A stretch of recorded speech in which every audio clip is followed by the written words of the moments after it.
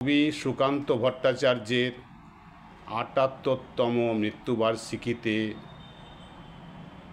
গভীর শ্রদ্ধা জানিয়ে নিবেদন করছি বর্তমান পরিস্থিতিতে খুবই গুরুত্বপূর্ণ তাঁর রচিত একটি অসামান্য কবিতা বোধন।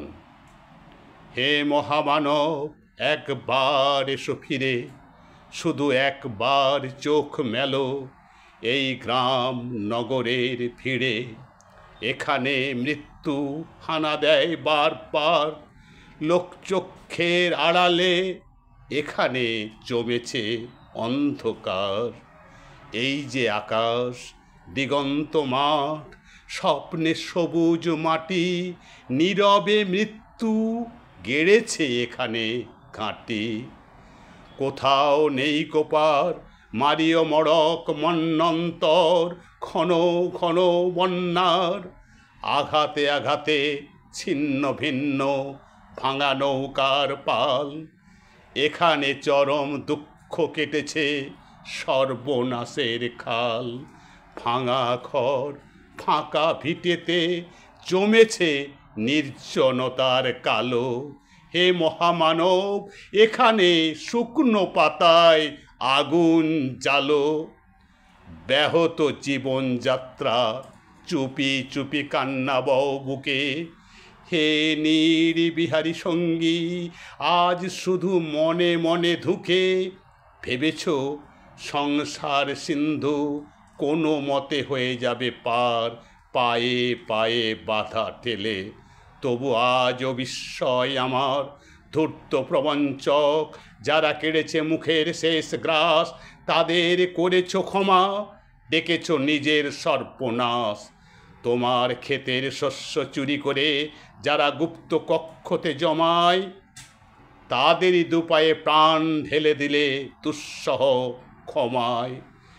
লোভের পাপে দুর্গ গম্বুজ ও প্রাসাদে মিনারে তুমি যে পেতেছ হাত, আজ মাথা ঠুকে বারে বারে অভিশাপ দাও যদি, বার বার হবে তা নিষ্ফল। তোমার অন্যায় যেন এ অন্যায় হয়েছে প্রবল। তুমি তো প্রহর গোনো, তারা মুদ্রা গণে কোটি কোটি। তাদের ভাণ্ডার পূর্ণ, শূন্য মাঠে কঙ্কাল করটি তোমাকে বিদ্রুপ করে। হাত ছানি দিয়ে কাছে ডাকে, কুজ্ঝটি তোমার চোখে। তুমি ঘুরে ফেরো তোর বিপাকে। পৃথিবী উদাস, শোনো হে দুনিয়াদার, সামনে দাঁড়িয়ে মৃত্যু কালো পাহাড়। দগ্ধ হৃদয়ে যদিও ফেরাও ঘাড়, সামনে পেছনে কোথাও পাবে না পার। কি করে খুলবে মৃত্যু ঠেকানো দ্বার, এই মুহূর্তে জবাব দেবে কি তার? লক্ষ লক্ষ প্রাণের দাম অনেক দিয়েছি উজাড় গ্রাম, সুদ ও আসলে আজকে তাই যুদ্ধ শেষের প্রাপ্য চাই। কৃপণ পৃথিবী লোভের অস্ত্র দিয়ে কেড়ে নেয় অন্য বস্ত্র। লোলুপ রসনা মেলা পৃথিবীতে, বাড়াও হাত তাকে ছিঁড়ে নিতে। লোভের মাথায় পদাঘাত আনো, আনো রক্তের ভাগীরথী আনো। দৈত্যরাজের যত অনুচর মৃত্যুর ফাঁদ পাতে পর পর। মেলো চোখ, আজ ভাঙো সে ফাঁদ, হাঁকো দিকে দিকে সিংহনাদ। তোমার ফসল, তোমার মাটি, তাদের জীবন ও মরণ কাঠি। তোমার চেতনা চালিত হাতে এখনো কাব্যে আশঙ্কাতে স্বদেশ প্রেমের ব্যঙ্গমা পাখি মারণ মন্ত্র বলে শোনো তাকি। এখনো কি তুমি আমি স্বতন্ত্র, করো আবৃত্তি, হাঁকো সে মন্ত্র।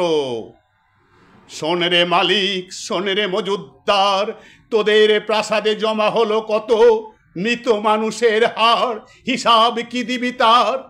প্রিয়াকে আমার কেড়েছিস তোরা, ভেঙেছিস ঘর বাড়ি, সে কথা কি আমি জীবনে মরণে কখনো ভুলিতে পারি? আদিম হিংস্র মানবিকতার যদি আমি কেউ হই, স্বজন হারানো শ্মশানে তোদের চিতা আমি তুলবই। শোন রে মজুদ্দার, ফসল ফলানো মাটিতে রোপণ করব তোকে এবার, তারপর বহু শতযুগ পরে ভবিষ্যতের কোনো জাদুঘরে নৃতত্ত্ববিদ হয়রান হয়ে মুছবে কপাল তার, মজুদ্দার ও মানুষের হাড়ে মিল খুঁজে পাওয়া ভার। 1300 সালের মধ্যবর্তী মালিক মজুদ্দার মানুষ ছিল কি? জবাব মেলে না তার। আজ আর বিমূঢ় আস্ফালন নয়, দিগন্তে প্রত্যাসন্ন সর্বনাশের ঝড়। আজকের নৈশব্দ হোক যুদ্ধারম্ভের স্বীকৃতি, দুহাতে বাজাও প্রতিশোধের উন্মত্ত দামামা। প্রার্থনা করো হে জীবন, হে যুগ ও সন্ধিকালের চেতনা, আজকে শক্তি দাও যুগ যুগ বাঞ্ছিত দুর্দমনীয় শক্তি। প্রাণে আর মনে দাও শীতের শেষের তুষার গলানো উত্তাপ। টুকরো টুকরো করে ছেড়ো তোমার অন্যায় আর ভীরুতার কলঙ্কিত কাহিনী। শোষক আর শাসকের নিষ্ঠুর একতার বিরুদ্ধে একত্রিত হোক আমাদের সংহতি। তা যদি না হয়, মাথার উপরে ভয়ঙ্কর বিপদ নামুক, ঝড়ে বন্যায় ভাঙুক ঘর। তা যদি না হয়, বুঝবো তুমি তো মানুষ নও, গোপনে গোপনে দেশদ্রোহীর পতাকা বও। ভারতবর্ষ মাটি দেয়নি কো, দেয়নি জল, দেয়নি তোমার মুখেতে অন্ন, বাহুতে বল।